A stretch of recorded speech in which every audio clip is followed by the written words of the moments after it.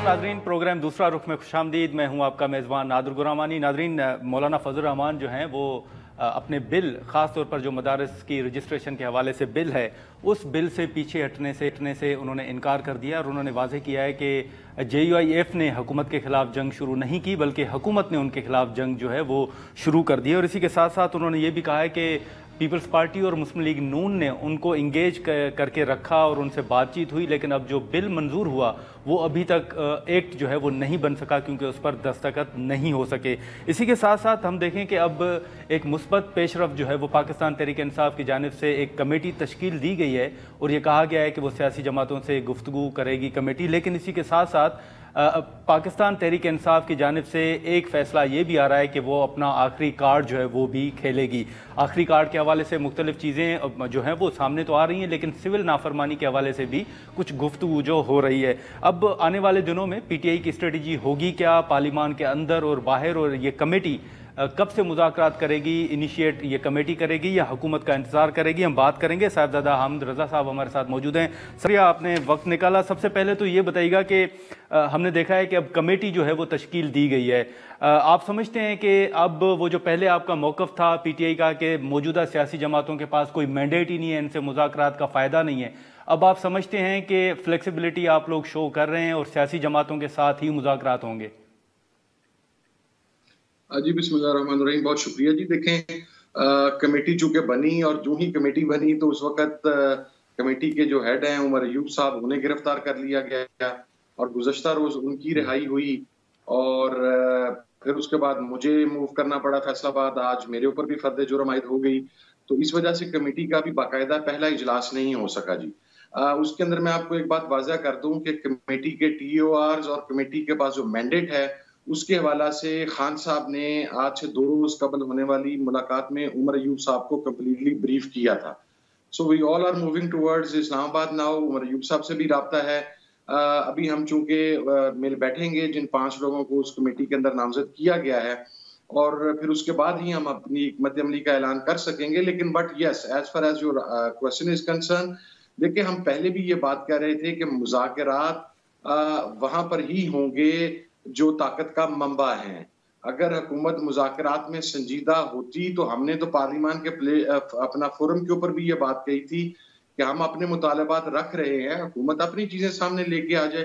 जाहिर है जब नेगोशिएशन स्टार्ट होते हैं तो उसका एक प्रॉपर तरीकाकार होता है कि हर 2 फ्रीकैन अपनी अपनी चीजें टेबल के ऊपर रखते हैं। लेकिन हम आज के दिन तक भी इस बात पर कन्विंस हैं कि ना तो हुकूमत के पास मुज़ाकरात का इख्तियार है और शायद हुकूमत जो है उसके पास अभी अपना भी जो उनके पॉइंट्स हैं वो फाइनलाइज नहीं है। अब हमारी तरफ से तो पहल हो चुकी है, कहां पर किसके साथ और किस तरह मुज़ाकरात करने हैं, ये जब पहला इजलास उसका हो जाएगा तो मैं फिर जरा बेहतर पोजीशन में होऊंगा कि मैं इसको रिस्पॉन्ड कर सकूंगी। ठीक है, लेकिन सर कल हमारे प्रोग्राम में सेनेटर अफनान साहब थे और वो कह रहे थे कि माजी में भी जब मुज़ाकरात हुए थे तब जुलाई में असेंबलियां तहलील करने पर हुकूमत ने रजामंदी जाहिर की थी, लेकिन खान साहब ने कहा था और उस कमेटी ने कहा था कि नहीं, खान साहब नहीं मान रहे। तो वो ये कह रहे थे कि कमेटियां तो बनती हैं लेकिन उनके पास मैंडेट नहीं होता। तो इस कमेटी के पास मैंडेट है कि आप किन नुकात पर हुकूमत से बात करेंगे? देखिए, बिल्कुल मैंडेट है। 2 चीजें खान साहब ने बड़ी कैटेगराइज करके रखी हुई हैं, सानिया 9 मई और उसके बाद अब ये 24 तारीख को जो सानिया हुआ इस्लामाबाद का, डी चौक का, इसके ऊपर जुडिशल कमीशन बनना चाहिए। हम पहले भी क्लियर थे, हम आज भी क्लियर है। ये हमारा पहला नुकता है। और दूसरा, जो पोलिटिकल प्रिजनर्स हैं, सियासी कैदी हैं, उनकी रिहाई। अब ये अव्वलीन हमारे 2 मुतालबात हैं। अगर इसके ऊपर मस्बत पेशरफ्त होती है तो जाहिर है फिर मजीद चीजें आगे हमारी तरफ से भी रखी जाएंगी, दूसरी साइड से भी आएंगी, तो उसके ऊपर बातचीत होगी। नहीं, लेकिन साहबजादा साहब, आप नहीं समझते कि जो 9 मई वाला वाकया है वो तो हुकूमत के शायद हुकूमत की बजाय शायद एस्टेब्लिशमेंट के उसमें ज्यादा हो मामला? तो एस्टेब्लिशमेंट के साथ भी बात हो सकती है ना जनाब। हमने कब इस चीज को डिनाई किया कि एस्टेब्लिशमेंट से बात नहीं हो सकती? यही बात तो हम हुकूमत को कह रहे थे ना। जब हुकूमत ये क्लेम करती है कि हम मुज़ाकरात करना चाहते हैं, PTI मुज़ाकरात नहीं कर रही, तो हम उनसे पूछते थे कि 9 मई के ऊपर जब हम जुडिशल कमीशन की डिमांड करते हैं तो क्या आपके पास ये ताकत और इख्तियारात हैं कि आप हमारे साथ बैठ के इस पर बात कर सके? तो अब अगर हुकूमत नहीं कर सकेगी तो जिनके पास इख्तियारात हैं उनके साथ बातचीत की जाएगी अगर वो करना चाहते हैं तो। तो इनिशिएट वो करेंगे सर, या आप किसी चैनल के थ्रू कोई राब्ता करेंगे? सर देखें, ये तमाम वो चीजें हैं, जब तक हम बाकायदा पहली फॉर्मल मीटिंग ना कर लें उस वक्त तक तो जाहिर है मैं अपने तई अगर कोई बयान दे दूं तो मैं कतन कमेटी की हैयत को सबूताज नहीं करना चाहता। मैंने आपको बतला दिया कि कल उमर अयूब साहब रिहा हुए थे, आज मैं फैसलाबाद, कल मुझे आना पड़ा, मैं आज फैसलाबाद में मेरे फर्द जुर्म लगी, तो हम 2 मेंबर्स तो अवेलेबल ही नहीं थे और इसको चेयर उमर अयूब साहब कर रहे हैं। तो मोस्ट प्रोबेबली आज रात नहीं तो कल तक उम्मीद है कि शायद हम मिल बैठे। बाकी साथी जो हैं उनकी अवेलेबिलिटी को भी चेक किया जा रहा है, तो वहां पर ये तमाम चीजें डिसाइड होंगी, फिर हम बिल्कुल खुला के आपको बताएंगे इंशाल्लाह। ठीक है, लेकिन साहब ये जो 24 नवंबर की फाइनल कॉल थी उस हवाले से मुख्तलिफ खबरें सामने आ रही हैं, बैरिस्टर गौहर साहब का भी एक बयान था।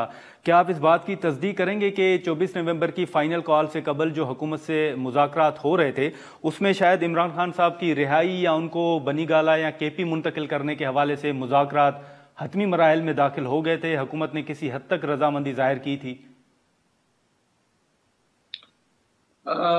मुज़ाकरात इब्तदाई मराहल में थी जी, उनकी बनी गाला या केपीके में मुंतकिली के हवाला से हमारे पास कोई रिपोर्ट नहीं है।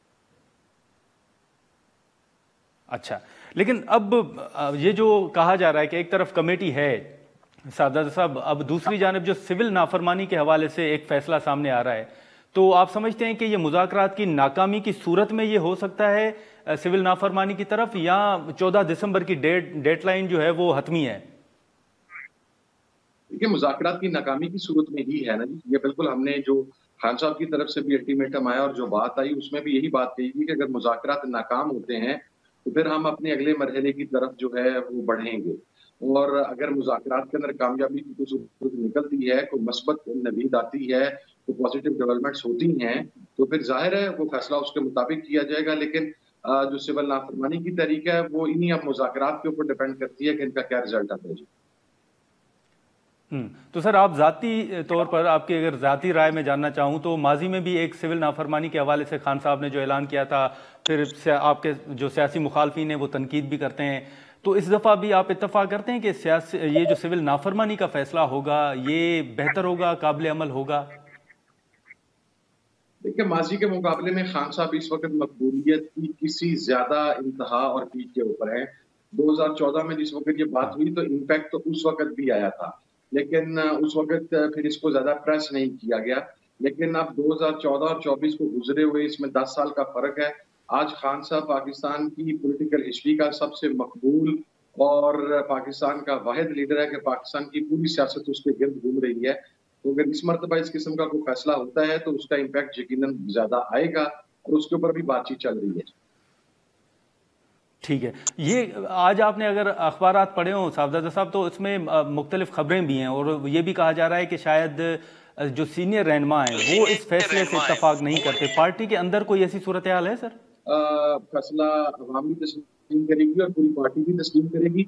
अभी इख्तिलाफ राय के हवाला से मैं नहीं समझता कि इन खबरों में कोई सदाकत है। मैं खुद पॉलिटिकल कमेटी का मेंबर हूँ, कोर कमेटी का मेंबर हूँ, पार्लियामेंट्री पार्टी का मेंबर हूँ। इख्तिलाफ राय या इख्तिलाफात या इसको रिजेक्ट करने वाली अभी तक ऐसी कोई बात नहीं है। फाइनल फैसला ये सब मुत्तफिक हैं इस बात के ऊपर कि खान ही होगा और खान साहब ही करेंगे और वही फाइनल जो फैसला होगा उसके ऊपर इम्प्लीमेंटेशन होगी। नाज़रीन, यहाँ पर एक शॉर्ट ब्रेक लेते हैं और ब्रेक के बाद यहीं से गुफ्तगू को आगे बढ़ाते हैं। प्रोग्राम में दोबारा खुशामदीद। हामिद रज़ा साहब, ये जो पहले भी आपने एक तजवीज़ दी थी असेंबलियों से इस्तीफ़ों की, आप समझते हैं कि 24 नवंबर के बाद जो कुछ हुआ या आप लोगों के ऊपर फ़र्द जुर्म आयद हो रही है, जो मज़ीद मुकदमात बन रहे हैं, उसके बाद आप समझते हैं कि ये जो असेंबलियों से इस्तीफ़ों की एक बात चली थी वो भी एक ऑप्शन हो सकता है आगे चल के? सियासत में हमेशा बेतहाशा ऑप्शंस होते हैं सियासतदानों के पास। एट प्रेजेंट मैं भी कोई ऐसी बात नहीं करना चाहता कि जो मौजूदा एक मुज़ाकरात की फ़ज़ा है उसको किसी तरीके से सबूताज किया जाए या उसका इम्पैक्ट उस बात के ऊपर आए। लेकिन बहरहाल सियासत के अंदर यकीनन ऑप्शंस मौजूद होते हैं। अभी इसके ऊपर किसी तजवीज़ के ऊपर ना कोई गौर किया गया है, ना सोचा गया है। आगे जाकर अगर गौर कर लिया जाए तो मैं अभी I am in no position to pass a comment on it. लेकिन हाल ही में क़यादत की तब्दीली के हवाले से भी कुछ बातें चली थी, खबरें भी चली थी, फिर असद कैसर साहब ने उनकी तरदीद भी की। ऐसी कोई बातचीत भी है कि सर के जब तक खान साहब बाहर नहीं आते तब तक यही क़यादत रहेगी, या तब्दीली का कोई इम्कान आप देख रहे हैं? तो देखिए, क़यादत की तब्दीली की अभी तक तो किसी किस्म की कोई बातचीत नहीं हुई। उसको मैं एक बात आपको कैटेगोरिकली बता सकता हूँ कि जो बात चली थी असद कैसर साहब के हवाला से और अली मोहम्मद खान साहब के हवाला से, उसमें रेफरेंस कोट किया गया था बैरिस्टर अली जफर साहब को। और उस दिन किसी भी शख्स की खान साहब के साथ मुलाकात नहीं हुई थी और बैरिस्टर अली जफर साहब लाहौर में मौजूद थे। He was not even in Islamabad में रावलपिंडी, और उसका स्ट्रेट अवे उसी वक्त डिनायल आ गया था। इस वक्त सोशल मीडिया के ऊपर बेतहाशा ऐसी खबरें चलाई जाती हैं या चलती हैं जिसका हकीकत से कोई ताल्लुक नहीं होता, तो इसलिए अभी तक ऐसा किसी किस्म की कोई बात हमारे सामने नहीं आई। लेकिन अब हमद रजा साहब, ये मौलाना साहब भी हुकूमत से नाला नज़र आ रहे हैं। जो 24 नवंबर की फाइनल कॉल थी, उसके बाद पीटीआई के साथ जो कारकुनान जख्मी हुए या जो भी फिगर था वो आपके सामने है। आप समझते हैं कि मौलाना साहब का जो रोल रहा इस सारी सूरत हाल के दौरान, बतौर इत्तेहादी, अगर हम कहें कि आप दोनों का इत्तेहाद पार्लियामेंट के अंदर था, आप मौलाना साहब के रोल से मुतमईन हैं अभी से? मौलाना फजलुर रहमान साहब के हवाला से 26 अमेंडमेंट से पहले हमारी साथ उनकी मुलाकातें हुई, उनके साथ राब्ते मौजूद हैं। और जाहिर है ना सिर्फ मौलाना फजलुर रहमान साहब, हम जीडीए के साथ भी बात करेंगे, हम जमात इस्लामी के साथ भी बात करेंगे, हम दीगर जो पॉलिटिकल पार्टीज हैं उनके साथ भी बात करेंगे। महमूद अचकजई साहब, अख्तर जान मैंगल साहब ऑलरेडी हमारे साथ शामिल हैं। सबके साथ बातचीत होगी और इंशाल्लाह मुशावरत के साथ सारे फैसले होंगे जी। लेकिन हामिद रजा साहब, ये जो अचकजई साहब का इत्तेहाद एक बना था अपोजिशन का, जिसको बड़ी यहाँ पर मीटिंग्स हुई, सेमिनार्स हुए, वो अपोजिशन का अलायंस जो है वो इस वक्त नजर नहीं आ रहा। अचकजई साहब जो हैं वो नजर नहीं आ रहे, क्या वजूहात हैं? देखिए, उसके अंदर अख्तर जान मैंगल साहब की अहलिया की तबीयत इंतहाई शदीद नासाज है और वो काफी अर्सा पे दुबई में मुकीम है। वो जब भी पाकिस्तान वापस आते हैं उन्हें शॉर्ट पीरियड के फौरन बाद वापस दुबई जाना पड़ता है। और अचकजई साहब की भी अपनी पार्टी के हवाला से कुछ मसरूफियात थी, उनकी कमिटमेंट्स थी सुबह बलूचिस्तान के अंदर, जिसकी वजह से वो रिसेंट टाइम्स के अंदर अवेलेबल नहीं रहे। लेकिन अभी इंशाल्लाह तमाम लोग दोबारा इस्लामाबाद में इकट्ठे हो रहे हैं और आपको वो इत्तेहाद बाकायदा पूरी ताकत और तवानाई के साथ मैदान अमल में नजर आएगा। ठीक है हामिद रजा साहब, सर 2-3 मुख्तसर सवाल होंगे आपसे। एक तो हाल ही में आपने देखा कि बुशरा साहिबा के हवाले से बड़ी बात हुई। आज अली अमीन गंडापुर साहब से भी ये सवाल हुआ कि बुशरा साहिबा ने कहा कि उनको डी चौक पर तनहा छोड़ दिया गया था। इस हवाले से कोई पार्टी ने फैसला किया है, कोई डिस्कशन हुई है कि एग्जैक्टली डी चौक पर हुआ क्या था? गंडापुर साहब उन्हें ले गए थे या वाकई उन्हें अकेला छोड़ दिया गया था? सर देखें, जो हमारे पास इतलात हैं और जिन इतलात को बुशरा बीबी साहबा ने भी डिनाई नहीं किया, वो अली अमीन गंडापुर साहब के साथ ही वहां से तशरीफ ले गई थी। और इसके हवाला से जो मीडिया में चलता रहा कि शायद उन्हें जबरदस्ती ले जाया गया या ऐसी कोई चीज आई, तो उसके हवाले से तो बीबी साहबा को कोई बयान नहीं आया कि उन्हें जबरदस्ती ले जाया गया। अली अमीन गंडापुर साहब वाज बीबी साहबा और वो इकट्ठे गए हैं। और वो क्यों गए हैं? जब उनकी गाड़ी के ऊपर लाइव बुलेट्स फायर किए गए हैं, जब उनको लाइव थ्रेट आया है, तो उसके बाद अली अमीन गंडापुर ने अपनी जिम्मेदारी समझते हुए बुशरा बीबी को साथ लेके गए कि अगर खुदा ना खास्ता खान साहब की अहलिया वो वहां से अरेस्ट होती हैं या खान साहब की अहलिया को लाइव थ्रेट वहां पर आता है, उनको खुदा ना खास्ता कोई इंजरी होती है, तो वो फिर एक सुबह पूरे का मसला बन जाना था। जिनकी वो मेहमान है, आपको पता है कि पश्तून रवायात जो हैं वो उसके ऊपर की सख्ती के साथ अमल किया जाता है। तो वो तमाम चीजें तो क्लियर हैं। ये छोटी छोटी चीजें हैं जिनको I don't know for what reason इन्हें इतना बढ़ा चढ़ा कर पेश किया जाता है। मुझे तो कम से कम इन चीजों के अंदर कोई ऐसी चीज नजर नहीं आती जिसकी वजह से कोई तहरीक को नुकसान पहुंच जाए, कोई खान साहब की फॉलोअरशिप को नुकसान पहुंच जाए, कोई जमात की स्ट्रेटेजी तब्दील हो जाए। जब शायद बाकी मौजू खत्म हो जाते हैं तो फिर इन चीजों को ज्यादा परवान चढ़ाया जाता है। मैं that's what I can say only. बिल्कुल, हाँ बिल्कुल। लेकिन हाल ही में आपने इस्तीफा भी दिया था हमद रजा साहब, वो बताएंगे कि आपने क्यों दिया या अब उस पर आप रिव्यू कर रहे हैं कि वो वापस लें या क्या पेश रफ्त है?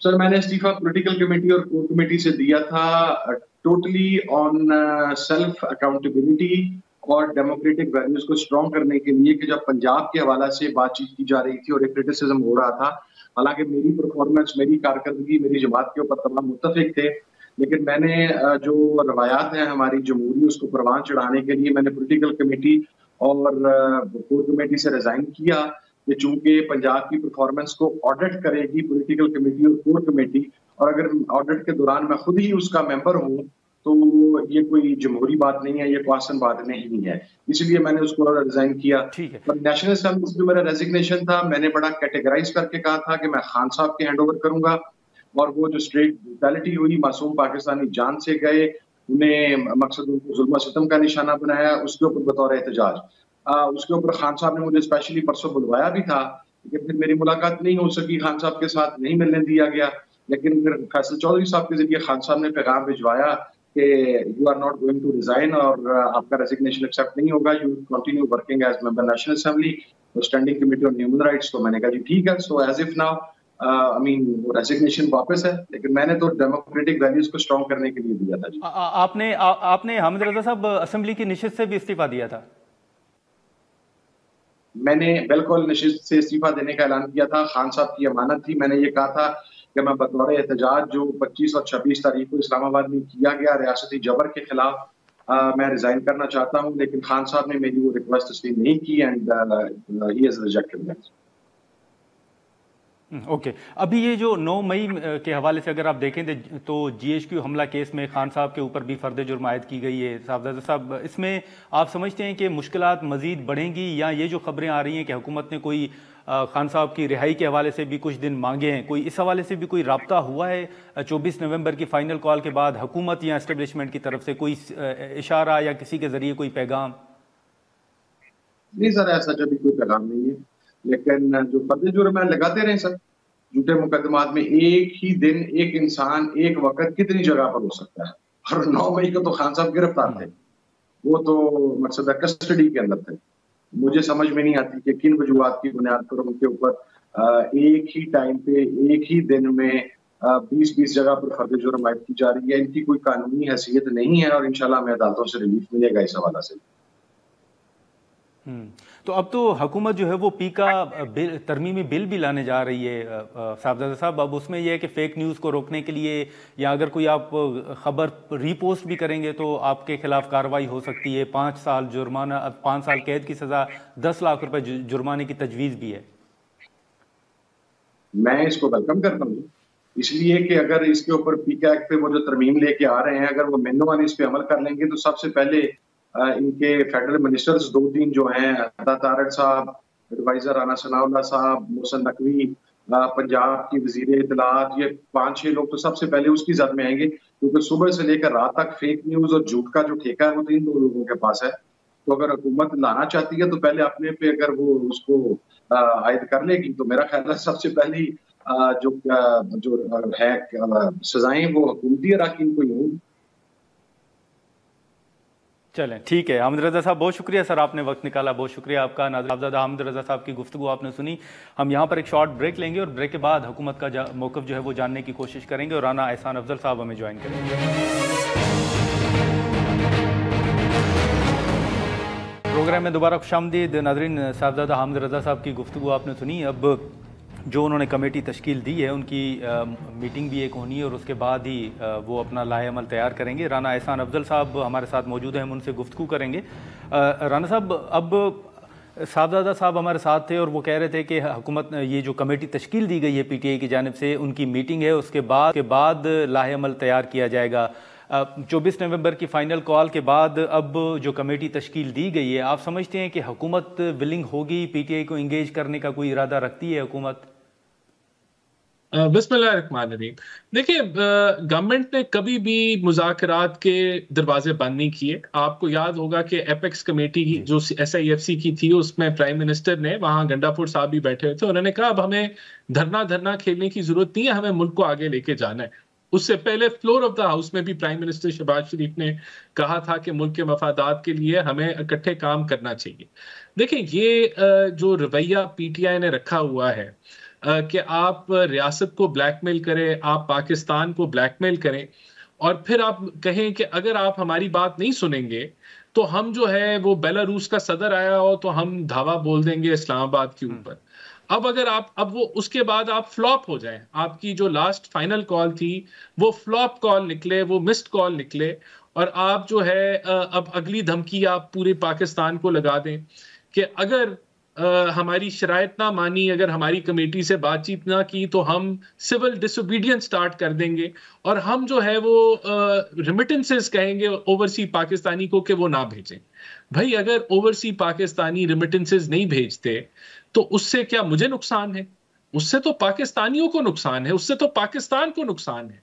तो आप क्यों ऐसे इकदामात लेते हैं कि जहां आप ब्लैकमेल करें पूरी कौम को कि अगर ये नहीं होगा तो हम ये कर देंगे? तो इस ब्लैकमेल में तो हुकूमत नहीं आने लगी और रियासत भी नहीं आने लगी। तो हम नहीं समझते कि इस तरह अगर आपने बैठना है आप बैठे और बगैर शर्तें रखे हुए बैठे, हम बातचीत करने के लिए तैयार हैं।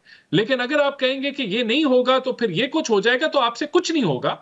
आपकी फ्लॉप कॉल हुई, ये जरूर हुआ कि आपने 150 पुलिस वालों को जख्मी किया, आपने व्हीकल्स जलाई पुलिस वालों की, आपने जो है नुकसान पहुंचाया हुकूमत की तनसीबात के ऊपर, फिर आपने शहीद किए रेंजर, आपने पुलिस वाले शहीद किए। तो एक वायलेंट तरीन प्रोटेस्ट आपने किया और अब आप धमकी मईशत को लगा रहे हैं। तो आपकी इन धमकियों से जो है वो कुछ नहीं होगा, इससे आपको उल्टा रिएक्शन मिलेगा।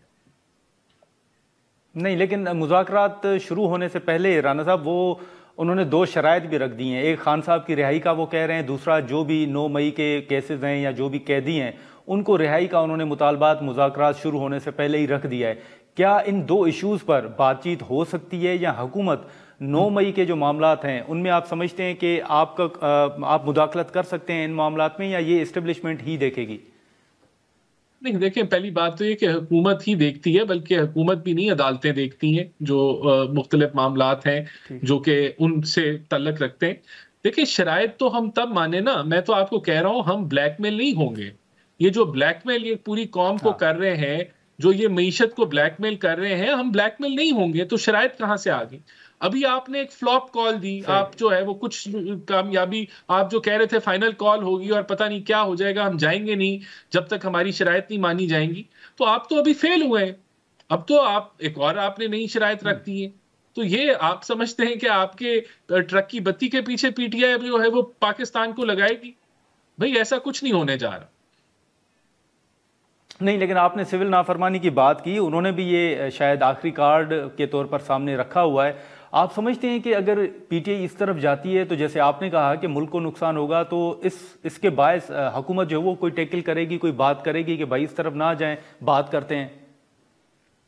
हुकूमत को इंशाल्लाह पाकिस्तान को नुकसान नहीं होगा, क्योंकि इस इंतशारी टोले का जो प्लान है और इसकी जो नीयत है और इसकी जो तारीख है वो सबके सामने खुल के सामने आ गई है। ये मुल्क की बर्बादी चाहते हैं और हम नहीं समझते कि ओवरसी पाकिस्तानी इनकी कॉल को धरेंगे या इसको सुनेंगे। पाकिस्तान आगे बढ़ेगा अल्हम्दुलिल्लाह। इस मुल्क के अंदर सारे इशारे बेहतरी की तरफ है, महंगाई की शरह गिर रही है, एक्सपोर्ट्स बढ़ रही हैं, आपकी फॉरेक्स रिजर्व जो है वो 16 अरब पे पहुंच गई है, आपकी हर स्टॉक मार्केट आपके सामने है, मुल्क बेहतरी की तरफ जा रहा है। इस तरह की कॉल, ये भी फ्लॉप कॉल होगी। लेकिन ये मैं आपको पहले बता दूं कि हुकूमत किसी ब्लैकमेल में नहीं होगी। ब्लैकमेल में मजबूर होकर हुकूमत बातचीत नहीं करेगी, क्योंकि हमें इनका कोई खौफ नहीं है और ये फ्लॉप हो चुकी है जमात। तो अगर इन्होंने बातचीत करनी है और हमारे दरवाजे खुले, लेकिन बगैर किसी शराइत के ये आके बैठे, तो हम इनके साथ चलने के लिए तैयार हैं। तो आप समझते हैं कि ये जो आखिरी कार्ड होगा या सिविल नाफरमानी वाला माजी में जिस तरह खान साहब ने ऐलान किया था, ये भी कोई काबिल अमल नहीं है, इस पर कोई अमल दरामद उस तरह नहीं हो सकता? नहीं, बिल्कुल भी नहीं हो सकता, क्योंकि ब्लैकमेल हुकूमत नहीं होगी। मैं फिर रिपीट कर रहा हूं, और इनकी शराइत को हम रद्द करते हैं। अगर इन्होंने इसी तरह थ्रेट करना है तो इस थ्रेट के अंदर हम नहीं आने लगे। इस तरह जो है ये या किडनैपर थ्रेट करते हैं या दहशतगर्द जो है वो धमकियां लगाते हैं, तो इन धमकियों के अंदर पाकिस्तानी कौम नहीं आने लगी। लेकिन आप ही के फार्मर कोलीग हैं शाहिद खाकान अब्बासी साहब, राना साहब, वो ये कह रहे हैं कि मुस्लिम लीग नून जो है वो अपनी कुर्सी बचाने के लिए ये सब कुछ कर रही है। 26 नवंबर को जो कुछ हुआ, तनकीद मोहसिन नकवी साहब के ऊपर भी हो रही है, हुकूमत के ऊपर भी हो रही है। आप समझते हैं कि जो कुछ हुआ, जो मुकदमात बने, जो लोग जख्मी हुए, उसको मुस्लिम लीग नून ओन करती है कि जो कुछ हुआ वो हुकूमत ही की जिम्मेदारी है, या मोहसिन नकवी साहब ने सारा कुछ किया? देखें, जो 150 पुलिस वाले जख्मी किए हैं वो हुकूमत ने तो नहीं किए ना, पीटीआई के जत्थे ने किए हैं। जो 40 गाड़ियां जलाई हैं वो पीटीआई के जत्थे ने जलाई हैं। जो इन्होंने शहीद किए हैं, पुलिस वाला उसको डंडे मार के शहीद किया है, वो तो पीटीआई के जत्थों ने किया है। रेंजर्स को भी शहीद पीटीआई के जत्थों ने किया है। तो यहां अगर शेल मारे, टेयर गैस मारी है एहलकारों पे, पुलिस के एहलकारों पे, वो भी इनके पास थी। ये तो जिम्मेदारी किस जिम्मेदारी की, और फिर झूठ बोला कि 300 लोग जो हैं वो उनका मैसेकर हुआ है। पाकिस्तान की साख जो है वो दुनिया भर में खराब की, झूठे प्रोपेगेंडा पे की।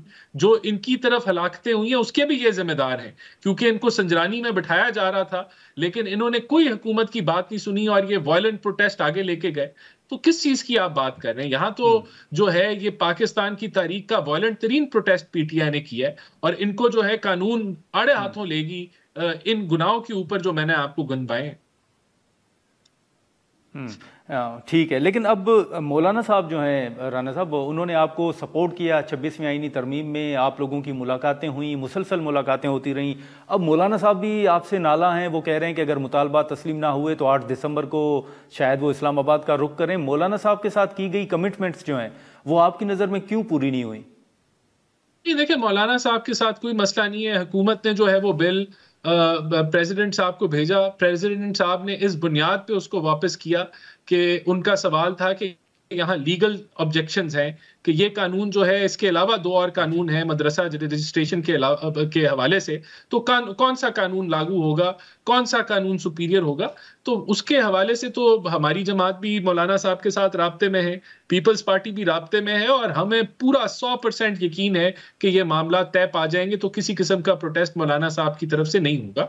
हम इस चीज पे हमें पूरा यकीन है, उनके साथ हम राब्ते में। ठीक है, लेकिन अब जो 26वीं आईनी तरमीम के खिलाफ दरखास्तें हैं, उस पर जस्टिस मंसूर अली शाह साहब का खत जो है वो चीफ जस्टिस साहब को लिखा गया, फिर उनका जवाब भी आया। हुकूमत को अभी कोई चैलेंज तो नहीं है सुप्रीम कोर्ट की तरफ से, या ये जो जस्टिस मंसूर अली शाह साहब खतूत लिख रहे हैं? मंसूर अली शाह साहब को खतूत नहीं लिखने चाहिए, वो जुडिशल कमीशन के मेंबर हैं, वो वहां अपनी बातचीत करें। अच्छा, लेकिन एक आखिरी सवाल ये बताइएगा राना साहब कि अब पीका कानून में तरमीम का बिल जो है वो हुकूमत लाने का इरादा रखती है। हुकूमत ने तस्दीक भी कर दी है कि बिल लाया जा रहा है, 5 साल कैद और 10 लाख रुपए जुर्माना होगा। आप समझते हैं कि माजी में भी ये जो पीका का बिल मुस्लिम लीग नून ही लाई थी, फिर उसमें तरामीम होती रहीं, फिर उसका जिस तरह इस्तेमाल हुआ वो आपके सामने है। आप समझते हैं कि ये सजाएं जितनी तजवीज़ की गई हैं ये दुरुस्त हैं? देखिए, बिल्कुल दुरुस्त है। पाकिस्तान में तो किसी को सजा होती नहीं है। फेक न्यूज के ऊपर किसको सजा हुई है? यहाँ तो इतना बड़ा बड़ा प्रोपोगेंडा किया जाता है, तो बिल्कुल कानून जो है वो तब्दील होते हैं, क्योंकि जो सोशल मीडिया का प्लेटफॉर्म है वो भी तब्दील होता है, उसमें जिद्दत आती है, तो कानून आपको अपडेट करने की जरूरत होती है। तो इसमें तो मेरे ख्याल से सिर्फ उन लोगों को फिक्र करनी चाहिए जो फेक न्यूज फैलाते हैं, बाकी तो किसी को कोई फिक्र नहीं करनी चाहिए। और मैं समझता हूँ ये वक्त की जरूरत है, और इस मुल्क को जो फेक न्यूज की तरफ से जो खतरात हैं, जो लोगों को इश्तियाल डलवाया जाता है, मिसगाइड किया जाता है, उसके बेइंतहाशा नुकसानात हैं जिनको हमने बंद करना है। नहीं, लेकिन राना साहब, इसी के साथ साथ अब जो इंटरनेट की सुस्त रवि का मामला है उसको अगर आप देखें तो आईटी इंडस्ट्री जो है वो सफ़र कर रही है, और उन्होंने तो फिगर भी जारी किया कि उनको 1 घंटा इंटरनेट अगर मुयसर ना हो तो कितना नुकसान हो रहा है। तो ये कर कौन रहा है? क्योंकि उस दिन भी पार्लियामेंट की कमेटी हुई।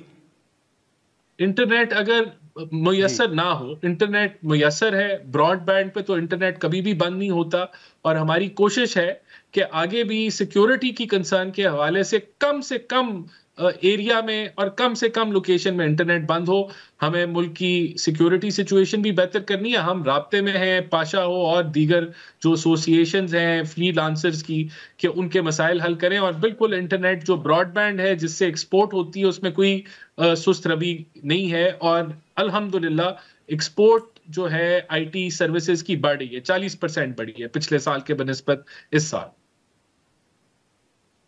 चलें, ठीक है राना साहब, बहुत शुक्रिया सर, आपने वक्त निकाला। नाज़रीन, राना एहसान अफजल साहब की गुफ्तगू आपने सुनी, और इससे पहले साहबजादा हमद रज़ा साहब जो हैं वो हमारे साथ थे। अब मुख्तलिफ चीज़ें जो हैं वो हुकूमत की जानिब से भी सामने आ रही हैं। इवन जो मुज़ाकरात के हवाले से हुकूमत ने यह वाज़ेह किया है कि ब्लैकमेल जो है वो हुकूमत नहीं होगी। जो मुज़ाकरात से पहले ही शराइत रखी जा रही हैं उनको शायद हुकूमत कबूल करने के लिए रजामंद नज़र नहीं आ रही। अब देखें कि जो पाकिस्तान तहरीक इंसाफ की जो कमेटी तश्कील दी गई है उसकी जो मुलाकातें होती हैं, जो इजलास इजलास होते हैं उसमें क्या मामला जो है वो तय होते हैं और इसी के साथ साथ आगे की जो हिकमत अमली है वो क्या सामने आती है। हम यहाँ पर एक शॉर्ट ब्रेक लेंगे और ब्रेक के बाद जो आधा जम्मू कश्मीर की सूरत हाल है उस पर गुफ्तगू करेंगे।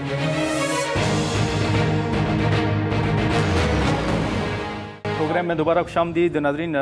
पाकिस्तान तहरीक इंसाफ और जो हुकूमत का मौक़िफ़ है वो आपने सुना। अब जो आधा जम्मू कश्मीर की सूरत हाल है, ख़ास तौर पर जो सदारती आर्डीनेंस जारी होने के बाद वहाँ पर सूरत हाल पैदा हुई और जो मुज़ाहरे हुए, उन मुज़ाहरों के बाद ये भी खबरें सामने आई कि हुकूमत ने उन मुज़ाहरीन को इंगेज भी किया, उनसे मुज़ाकरात भी हुए।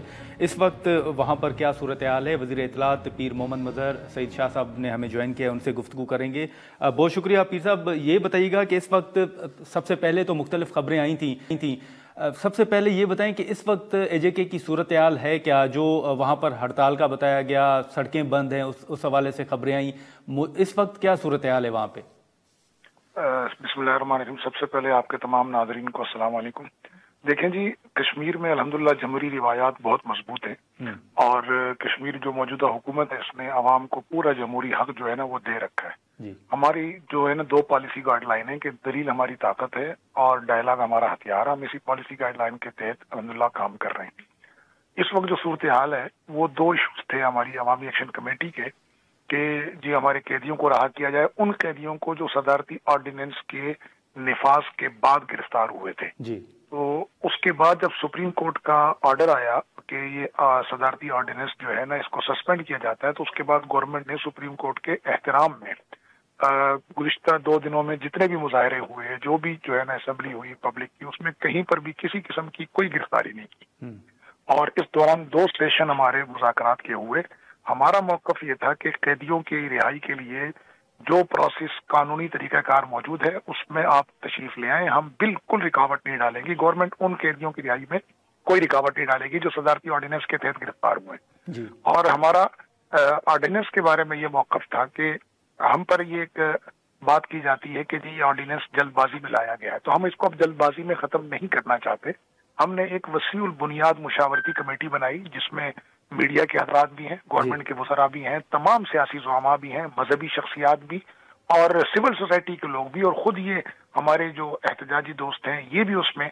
हमने कहा वसील बुनियाद मुशावरती कमेटी बन जाए, वो इसके मुस्बत और मनफी नताइज पर बात कर ले। लेकिन मज़हर साहब ये बताएं कि वो जो सिफारिशात करेंगे हम उसके मुताबिक मामला यकसू करें। ठीक है, लेकिन पीर मज़हर साहब ये बताएं कि ये जो सदारती ऑर्डिनेंस जारी हुआ, हुकूमत ने क्यों ज़रूरत महसूस की कि ये ऑर्डिनेंस जो है वो होना चाहिए? इस पर कोई पहले मुशावरत हो रही थी या ये सडनली आप समझते हैं कि ये फैसला हुआ है? नहीं, बहुत खूबसूरत सवाल आपने किया। देखें, जब भी एहतजाज होता है ना तो उसमें 2 चीजें होती है। एक, एहतजाज करने वाले लोगों की जान और माल का तहफ़्फ़ुज़ हो कि उनमें कोई शरपसंद घुसकर वहां कोई मामला खराब ना करे। दूसरी चीज ये होती है कि एहतजाज से जो लोग मुतासिर होते हैं, बीमार हैं, मुसाफिर हैं, उनका एक तरीक़ाकार हो। तो महज़ब कौम में जो एक तरीक़ाकार है कि एहतजाज एक मखसूस जगह पे होना चाहिए, एहतजाज रिकॉर्ड कराने के लिए पहले से इंतजामिया को इतला होनी चाहिए, उसके तहत ये ऑर्डिनेंस लाया गया था ताकि कश्मीर का जो एक माहौल है खास किस्म का, और यहाँ अवेयरनेस बहुत अच्छी है, लेकिन उस पर हमारे बाज लोगों का नुक्ता नजर था कि ये मुफीद नहीं है, इसीलिए हमने इस ब्रॉड बेसिस कमेटी बना दी। आप देखें ना गवर्नमेंट की नेकी नीति कि आज गवर्नमेंट के 5 वज़रा वहीं इज्तिमा में लाल चौक पर चले गए और वहीं बैठकर उनसे मुज़ाकरात किए और उनको कहा कि देखें प्रोसेस पूरा कर लें। चुनाचे वो थाने तशरीफ और उन्होंने मचल के भरे, हमने फौरन कैदी रिहा कर नहीं। लेकिन पीर मज़हर साहब, आपने देखा होगा कि इवन इस्लामाबाद के अंदर पार्लियामेंट के सामने डी चौक पर मुख्तलिफ महकमों के जो मुलाजमीन हैं वो एहतजाज भी करते हैं। आप समझते हैं कि एजेके में जो भी मुलाजमीन हैं या बुनियादी हुकूक के हुसूल के लिए कोई भी शख्स जो है वो इजाज़त के बगैर एहतजाज नहीं कर सकता? नहीं, देखें, इसके अंदर कमी पेशी हो सकती है। हमने इसीलिए ब्रॉड बेसिस कमेटी बनाई है कि इसमें कोई चीज कम करनी है या ज्यादा करनी है, ये इसको खत्म करना है। वो ब्रॉड बेसिस कमेटी इस पर सिफारिशात मुरत्तब करेगी, हुकूमत इस मामले को यकसू करे। नहीं, लेकिन सर मौजूदा ऑर्डिनेंस के तहत तो वो नहीं कर सकते ना एहतजाज? नहीं, ऑर्डिनेंस तो इस वक्त मुअत्तल है, अमलन कोई इम्प्लीमेंट नहीं। ठीक है, लेकिन आप लोग उसको वापस नहीं ले रहे, सुप्रीम कोर्ट के अहकामात के बायस वो मुअत्तल है। जी, मुअत्तल है, और हम उसको जो है ना हमने बता दिया कि हम वसील बुनियाद मुशावरती कमेटियां बना चुके हैं और इस पर हम देखें नेकनियती थी कि आज हमने तमाम वो कैदी मुजफ्फराबाद के रिहा कर दिए। जैसे ही उन्होंने साइन किया, प्रोसेस पूरा किया, हमने फौरन रिहा कर दिए। अगर गवर्नमेंट अपनी अना और जिद पर नहीं होती, गवर्नमेंट ने सिर्फ अपनी रिट बहाल रखनी होती है, क्योंकि रियासत के अंदर मुख्तलिफुल मज़ाहिब, मुख्तलिफुल ख्याल, मुख्तलिफुल फिक्र लोग रहते हैं, उन तमाम को निज़ाम के साथ चलाने के लिए गवर्नमेंट रिट बहाल करती है, अना और जिद का शिकार नहीं होती। ठीक है, तो ये शर्त आप नहीं समझते सर कि बुनियादी हुकूक के लिए अगर कोई शख्स एहतजाज करना चाहता है तो ये शर्त कि वो पहले जमात बनाएगा, रजिस्टर्ड करवाएगा, परमिशन लेगा, उसके बाद एहतजाज करेगा? आप देखें, कवानीन के अंदर सुकुम होते हैं, कवानीन के अंदर सुकुम होते हैं, इंसानों के बनाए हुए हैं। हमने इसी वजह से कहा कि इसके अंदर जो सुकुम है उसको खत्म कर दें। नहीं तो आप इनमें से कोई शिक वापस लेने के लिए तैयार हैं? बिल्कुल तैयार है। हम तो ये कह रहे हैं कि हम इसको खत्म करने पे भी तैयार हैं, इसको वापस लेने पे भी तैयार हैं, इसके अंदर कोई तब्दीली करनी है उस पर भी तैयार हैं, जो इसको नाफिज करना है उस पर भी तैयार हैं। हम तो चारों चीजें सामने रख रहे हैं कि जो वो वसील बुनियाद मुशावरती कमेटी कहेगी या सुप्रीम कोर्ट अपनी अगली हेयरिंग में जो हमें कहेगी हम उस पर अमल करने पे तैयार हैं। ठीक है, लेकिन पीर मजहर साहब, अब जो सूरत हाल है आप समझते हैं कि वो अंडर कंट्रोल है? जो कहा गया कि मार्केट्स बंद हैं, रोड बंद हैं, इस हवाले से जरा बताइएगा कि आप देखें कि जब गुज़िश्ता रोज हड़ताल हुई है, गवर्नमेंट ने उस एहतजाज जमहूरी हक में कोई रुकावट नहीं डाली, बल्कि गवर्नमेंट की जितनी इंतजामिया थी वो उनकी हिफाजत पर खड़ी रही है। और आज भी जब मॉब निकल रहा था इज्तिमा, तो वहां जाकर मैं खुद शामिल था मुज़ाकराती कमेटी में, हमने जाकर वहां मुज़ाकरात किए और अभी भी हम उन अपने भाइयों से राब्ते में हैं और उन्हें कह रहे हैं कि रियासत का निज़ाम चलने दें, रियासत के लोगों को तकलीफ ना दें, खुद भी तकलीफ में ना आए और बैठकर बातचीत कर लेते हैं, इस मसले को हम हल कर लेते हैं, इसमें जल्दबाजी की जरूरत नहीं है। तो पीर मजहर साहब, आप उम्मीद है कि आने वाले कितने दिन आप समझते हैं कि कितने दिनों में ये मामला हल हो जाएगा? हम बहुत पर उम्मीद हैं। अगर आज ये छुट्टी ना होती कल, तो हम कल ही कमेटी को बुला लेते, लेकिन कमेटी चूंकि दूर दराज के लोगों से आना है हजरात ने, और हमारे बहुत सारे अहबाब, आपको पता है कश्मीर एक पहाड़ी इलाका है और सफर का एक लंबा प्रोसेस है। अगर ये ऐसा ना होता तो हम कल ही बुला लेते, लेकिन जैसी पॉसिबल होता है ये मतलब मंडे को या ट्यूसडे को हम इंशाल्लाह इस मामले को यकसू करने पर तैयार हैं, बल्कि अब भी हम बातचीत पर तैयार हैं। हो सकता है हमारी मुज़ाकराती कमेटी अपने इन एहतजाजी दोस्तों से बातचीत के लिए जहां ये बैठे हैं धरना देकर वहां फिर चले जाएं। तो अभी जो आपके मुज़ाकरात हुए हैं उनमें मुजाहिरीन की जानिब से भी आप कोई फ्लेक्सिबिलिटी देख रहे हैं कि वो भी चाहते हैं कि मामला हल हो? देखें, हमने तो पूरी कोशिश की है। देखें, मसलन उनकी 2 शराइत थी, उनमें से एक शर्त हमने फौरन पूरी कर दी और आज ही हमने तमाम कैदियों को थोड़ी देर पहले मुजफ्फराबाद के जितने कैदी थे उनको रिहा कर दिया। ओके, ठीक है, चलें। अभी भी कुछ कैदी हैं वैसे? नहीं, अभी यहाँ मुजफ्फराबाद में कुछ नहीं है और रावलाकोट की तरफ कुछ है, उस पर भी अहकाम जारी कर दिए, वो भी प्रोसेस में सारे मरहले इंशाल्लाह तय हो जाएंगे। मुझे उम्मीद है कि इंशाल्लाह हम इन मामलात को बातचीत के जरिए, डायलॉग के जरिए इंशाल्लाह हल कर लें। चलें, ठीक है, बहुत शुक्रिया पीर मजहर साहब, आपने वक्त निकाला। नाज़रीन, पीर आपकी गुफ्तगू आपने सुनी। अब मुज़ाकरात जो हैं वो हो रहे हैं और वो पुरुम्मीद हैं कि इस वक्त AJK में जो सूरत हाल है वो आइंदा चंद रोज़ में हल हो जाएगी। आज के प्रोग्राम में इतना ही, इजाज़त दीजिए, अल्लाह हाफ़िज़।